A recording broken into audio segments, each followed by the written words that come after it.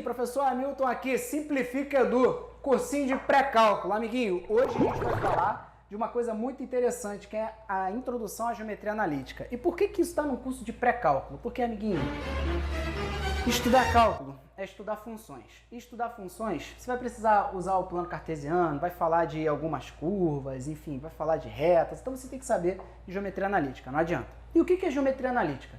Geometria analítica é você estudar problemas de geometria, tá? Com ferramentas algébricas, tudo bem?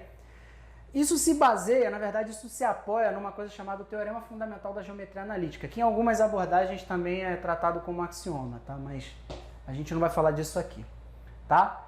Mas, basicamente, o que está por trás dessa ideia é o seguinte: existe uma correspondência bionívoca entre o corpo dos números reais, tá? E as retas, os pontos no plano, tudo bem? Existe isso, tá? Existe, na verdade, uma correspondência bionívoca entre o corpo dos números reais e uma reta, pontos de uma reta, que a gente chama de reta real, tá? E aí a gente toma, né, o cartesiano de dois conjuntos R, né, que são o R cartesiano R, e constrói o R2. Esse tipo de coisa é uma coisa muito abstrata para a gente falar aqui agora. Então, na verdade, o que eu vou precisar que você entenda é de maneira mais prática, mais objetiva, sem muito rigor, tá? Alguns conceitos que eu vou falar aqui, e lá na frente, quando a gente começar a estudar e tal, com mais rigor, a gente vai conseguir entender, tá, por que essa estrutura aqui toda funciona. Tudo bem? Beleza? Então, olha só. A gente tem aqui uma coisa que a gente chama de plano cartesiano. Tudo bem? O que é o plano cartesiano? O plano cartesiano aqui vai ser o encontro, tá vendo?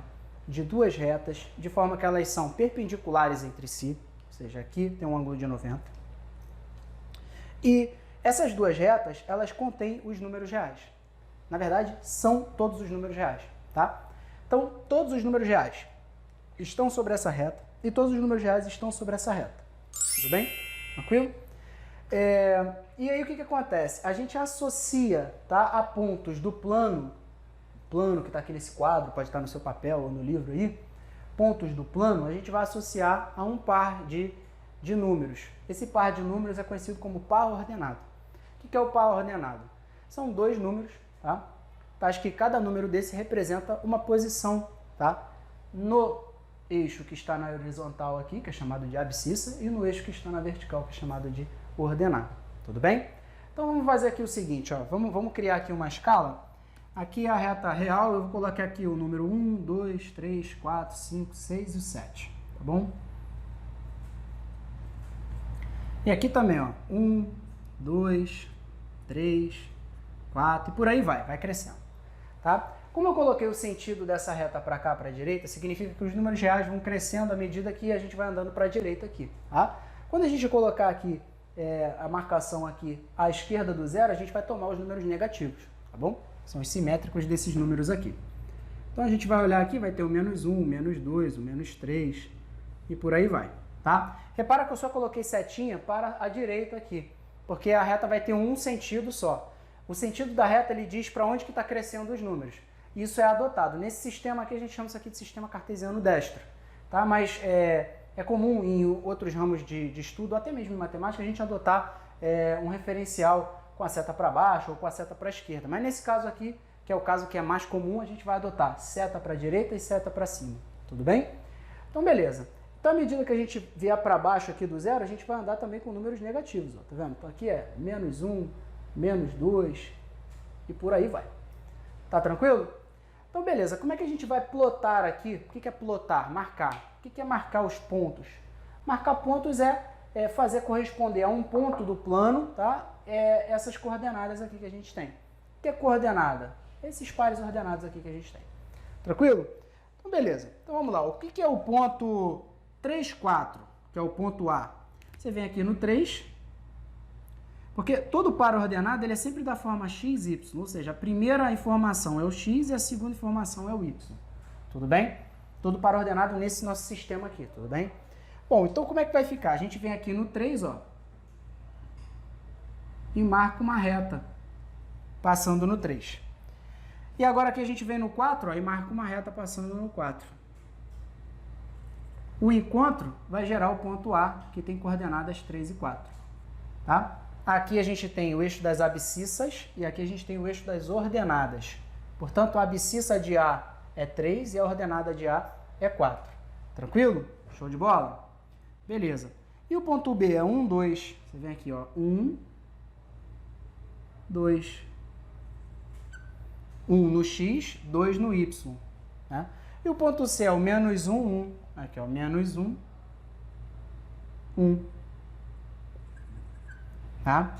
E o ponto D é menos 1 e menos 2. Ó. Menos 1 e menos 2. Tá aqui, ó. Menos 1 no X e menos 2 no Y. Então aqui é o C, aqui é o D, aqui é o B. Tá? O ponto 0π é 0 no X e π no Y. Π é um pouquinho depois do 3, né? Então π está aqui.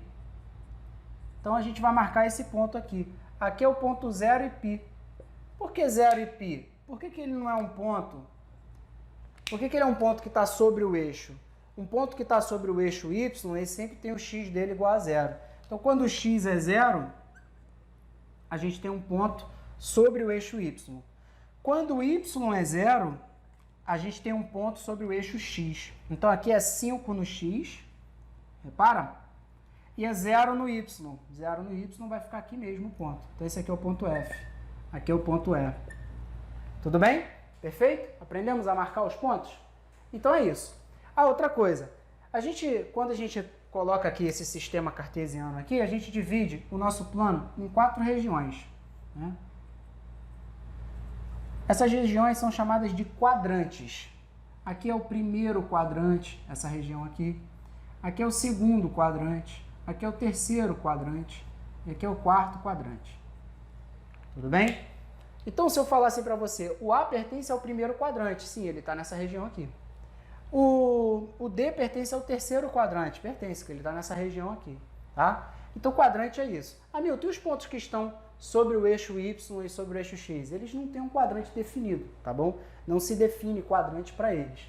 Tem livros que consideram, tem livros que não, mas isso é um tipo de questão que é por gosto do autor. Então, não tem muito uma definição sobre isso. Mas quadrante você sempre vai identificar para um ponto que realmente esteja aí fora dos eixos, beleza? Ah, e tem um último ponto aqui, que era para eu ter falado também, que é o ponto O, tá vendo? Que é o ponto onde o eixo Y e o eixo X se encontram, ele tem coordenadas 0, 0, tá? Esse ponto é conhecido como origem do sistema cartesiano, beleza? Então é isso. Agora que a gente aprendeu isso, a gente vai aprender a medir, né, a distância entre esses dois pontos, tá bom? Utilizando fórmulas, tá? Então, ó, se eu tiver dois pontos, A e B, a distância entre eles é a medida do comprimento de reta aqui, ó, a medida do segmento de reta que está delimitado aí por A e B. Tudo bem? Essa distância aqui. Quanto que vale essa distância? Bom, essa distância é calculada pela fórmula raiz de a diferença do x de um ponto com o x do outro ao quadrado, mais a diferença do y de um ponto com o y do outro elevado ao quadrado. Tudo bem?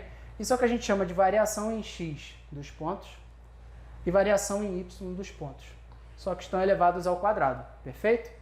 Bom, então como é que eu calcularia essa distância aqui, ó, se o A e o B tivessem essas coordenadas? Simples, você vem aqui e marca, ó. A distância de A e B vai ser a raiz quadrada de... Qual é a variação aqui em x de 3 e 1, né? A gente está olhando para o x do A e do B. É só você fazer 3 menos 1 ou 1 menos 3, qualquer um desses resultados a gente vai poder usar. E por que não vai ter problema? Porque a gente vai elevar ao quadrado. Então, se o resultado for positivo, o número vai ficar positivo quando elevar ao quadrado. Se o resultado de ΔX for negativo, quando elevar ao quadrado também vai ser positivo. Porque o número negativo ao quadrado vai dar um número positivo. Isso está na nossa aula aqui de potenciação do nosso minicurso. Tudo bem? Então, eu vou fazer aqui 3 menos 1 vai dar 2. Então, é 2 ao quadrado. Agora aqui, ó, 4 e o menos 2. Repara que eu vou fazer 4 menos 2. Não é sempre a diferença dessas coordenadas? Então, 4 menos 2 vai dar 6. Ah, então é 6 ao quadrado aqui. Legal? Ah, então vai ficar assim, ó. 2 ao quadrado, 4. 6 ao quadrado, 36. Isso é a raiz quadrada de 40. A raiz quadrada de 40 é 2 raiz de 10. Ah, então a distância de A e B, quando A e B tem as coordenadas 3, 4 e 1 e menos 2, é 2 raiz de 10. Tudo bem? Essa é a distância. E a distância de A e B quando A tem essas coordenadas e B tem aquelas coordenadas ali? A distância de A e B é igual a raiz quadrada da variação em x, ó, 1 menos 0, 1, vai dar o quadrado, e 1 menos 5 vai dar menos 4. Menos 4 ao quadrado dá 16. Então vai ficar 1 mais 16, raiz de 17. Perfeito? Tranquilo? Show de bola? Só apliquei essa fórmula aqui. Belezinha? Então vamos lá. Ponto genérico. O que é o ponto genérico? Bom, o ponto genérico é o seguinte. Quando eu preciso, né, achar as coordenadas de um ponto que esteja sobre um segmento de reta ao qual eu conheço as coordenadas desses dois pontos e conheço essas distânciazinhas aqui, ou pelo menos a razão entre elas. Qual seriam as coordenadas do ponto P? É dada por essa fórmula aqui, ó. Tudo bem? Tranquilo? Então é o seguinte, vou te dar um exemplo prático para a gente aplicar aqui, tá? Eu te dou um segmento de reta e falo que as extremidades dele estão no ponto menos 1 e 0 e 0 e 1. Eu digo para você que eu quero as coordenadas do ponto que divide esse segmento na razão de 1 para 3. Tudo bem? Quem seriam as coordenadas desse ponto? Bom, você vem aqui e coloca a fórmula. P é igual a as coordenadas desse ponto, menos 1 e 0, que é o A, tá vendo? Vezes a distância que está lá do outro lado, N. A distância que está lá do outro lado, 3K. Mais as coordenadas do ponto B, vezes a distância que está lá do outro lado, ó, M. Ó, M. Vendo? Então, K. Sobre o tamanho total do segmento, que é 4K, que é K mais 3K. Né? M mais N, ó, M mais N, é K mais 3K, vai dar 4K. Beleza, eu posso agora simplificar por K todos os termos, tudo bem? E aí a gente vai ter o seguinte, 3 vezes as coordenadas desse ponto, é só você multiplicar por 3 as coordenadas do ponto ali. Então, ó, menos 1 vezes 3 dá menos 3. 0 vezes 3, 0. Aqui, ó, fica 0,1 vezes 1. Então, ó, 0, não é 0,1, é 0 e 1 vezes 1. Sobre 4. Tudo bem? Eu vou escrever esse resultado aqui, tá, para ficar melhor pra gente. Vai ficar assim, ó, o P vai ser menos 3, 0, somado com as coordenadas do ponto 0, 1, dividido por 4. Quando a gente vai fazer a adição ou subtração das coordenadas de algum ponto, a gente tem que fazer o seguinte, a gente opera em x e x e em y e y, tudo bem? Nunca opera x com y. Então vai ficar assim, ó, menos 3 adicionado com 0 dá menos 3. O 0 adicionado com 1 vai dar 1. Ficou aqui, ó, 3 e 1 dividido por 4. Agora é só você fazer assim, ó, vai ficar menos 3 sobre 4 e 1 e 4. Essas foram as coordenadas do ponto P que eu estava querendo achar, tudo bem? Então o ponto menos 3 sobre 4 e 1 sobre 4, ele tem as coordenadas que fazem esse segmento de reta de extremidades menos 1 e 0 e 0 e 1 ficar dividido na razão de 1 para 3. Beleza? Mesmo que eu não saiba qual é essa distância aqui de fato, eu consigo garantir que esse ponto tem essa propriedade, ele faz aquele segmento ser dividido nessa razão. Tranquilo? Agora o que acontece? Existe um caso particular dessa fórmula, que é quando Mzinho é igual a Nzinho. Quando M é igual a N, esse ponto está exatamente no meio do segmento. E quando ele está exatamente no meio do segmento, ele ganha um nome. O nome dele é ponto médio. Tudo bem? Então, o ponto médio é o ponto que tem a propriedade de dividir as extremidades, de dividir o segmento de extremidades AB, tá, em dois outros segmentos que sejam de mesmo comprimento. Perfeito? E como a gente calcula as coordenadas do ponto M? Basta fazer a média aritmética das coordenadas dos pontos A e B. Tudo bem? Então, por exemplo, tendo esse segmento aqui, vamos dizer que as coordenadas fossem 3 e 4 e 6 e 2. Tranquilo? Qual seriam as coordenadas do ponto M médio desse segmento aí? Basta fazer a média aritmética. Vai ficar assim, ó.